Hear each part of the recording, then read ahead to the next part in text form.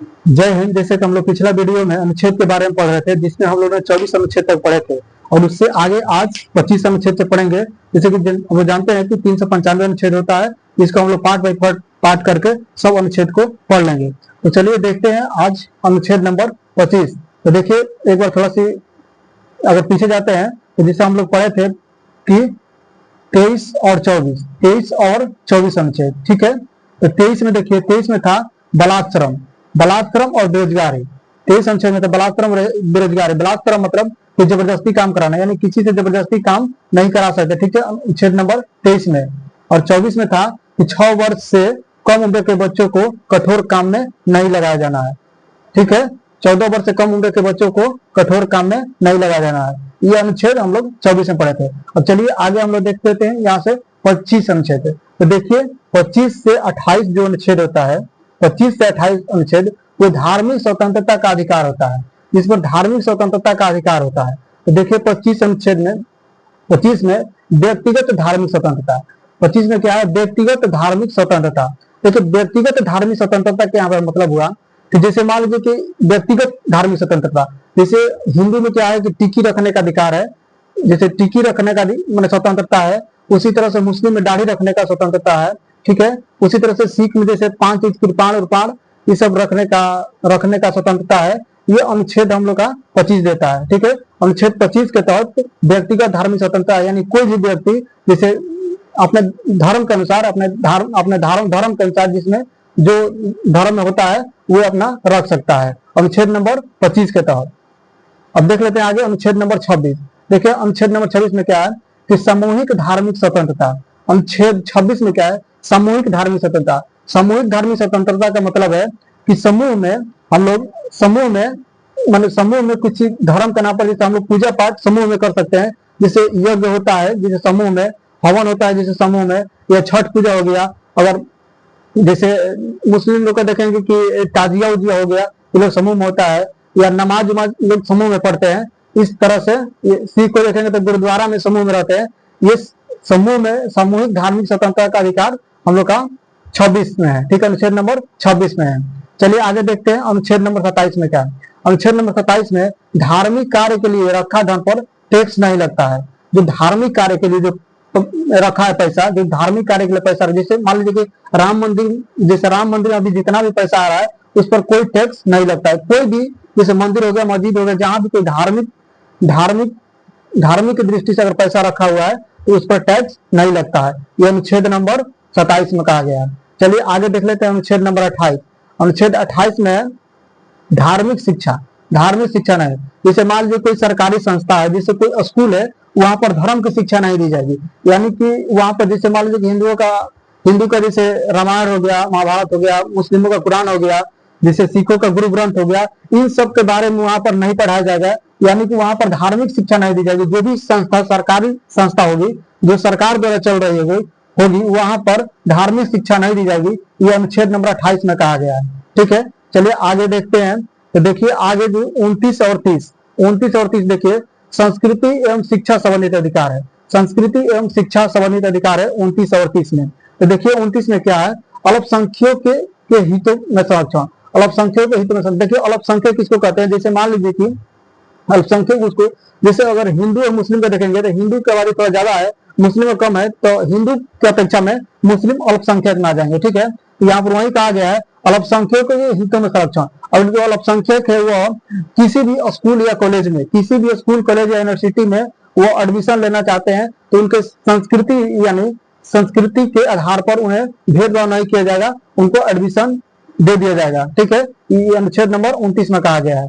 चलिए अनुच्छेद नंबर 30 में देखिए क्या है। अनुच्छेद नंबर 30 में कहा गया है कि अल्प शिक्षा संरक्षण। देखिए अनुच्छेद 30 में कहा है अल्प शिक्षा संरक्षण का मतलब हुआ कि अगर कोई भी अल्पसंख्यक है, जैसे बहुसंख्यक में, जैसे कोई भी अल्पसंख्यक है, बहुसंख्यक माने जिसकी जनसंख्या ज्यादा है, अगर उसमें वो शिक्षा लेने में संकोच कर रहा है, यानी कि वहां पर अच्छा से शिक्षा नहीं ले पा रहा है, तो अपना खुद का यूनिवर्सिटी कॉलेज ये सब खोल सकता है। यह अनुच्छेद नंबर 30 में कहा गया है।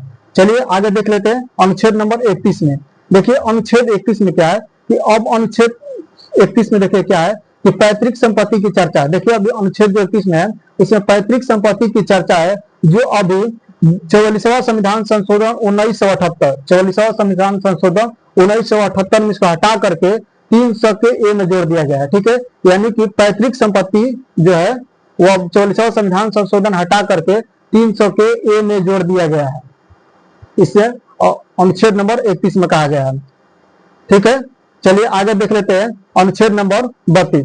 देखिए इनको जैसे अनुच्छेद नंबर 21 में कहा गया है कि पैतृक संपत्ति की चर्चा 44वां संविधान संशोधन 1978 द्वारा हटा करके 300 के ए में जोड़ दिया गया है। ठीक है, चलिए आगे देख लेते हैं अनुच्छेद नंबर 32। अनुच्छेद 32 में क्या है, देखिए अनुच्छेद जो 32 है ना वो संविधानों का इसे आत्मा भी कहते हैं। अनुच्छेद 32 जो है संविधानों का आत्मा, यानी कि मूल अधिकार को मूल अधिकार, मूल अधिकारों को मूल अधिकारों का मूल अधिकार इसे कहा जाता है। ठीक है, इसे संवैधानिक उपचारों का अधिकार, जिसे मान लीजिए कि जितना भी हम लोग का मूल अधिकार है अगर उसका हनन होता है, ये अनुच्छेद नंबर 32 के तहत हम लोग सुप्रीम कोर्ट जा सकते हैं। सुप्रीम कोर्ट जिसमें 5 रिट जारी करता है। ठीक है, जैसे सुप्रीम कोर्ट 5 रिट जारी करता है।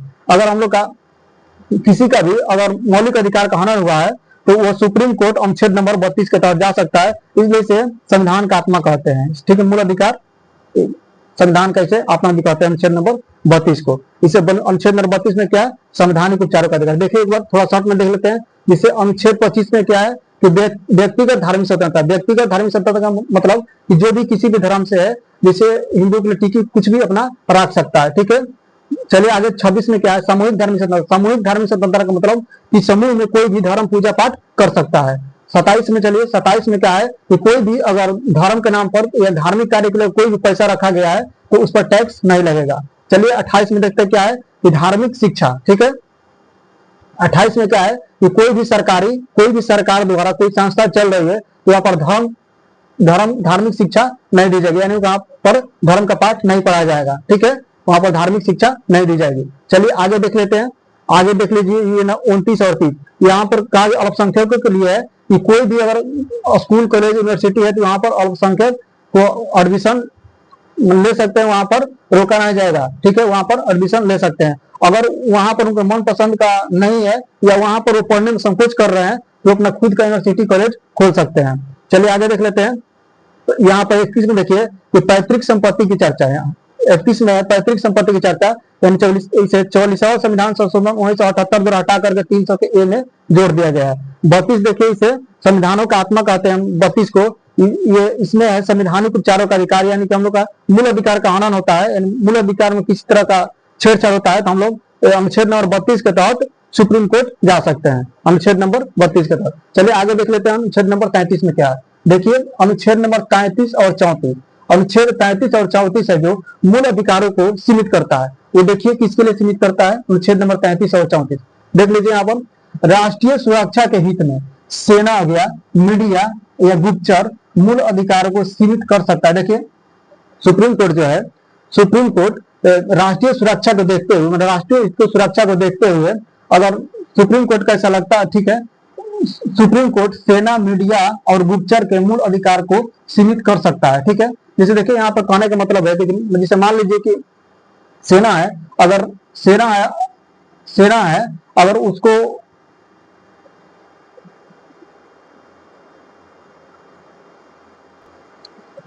चलिए देखिए यहाँ पर अनुच्छेद नंबर 33 में कह रहा है कि राष्ट्रीय सुरक्षा के हित में सेना, मीडिया, गुप्तचर के मूल अधिकार सीमित कर सकता है।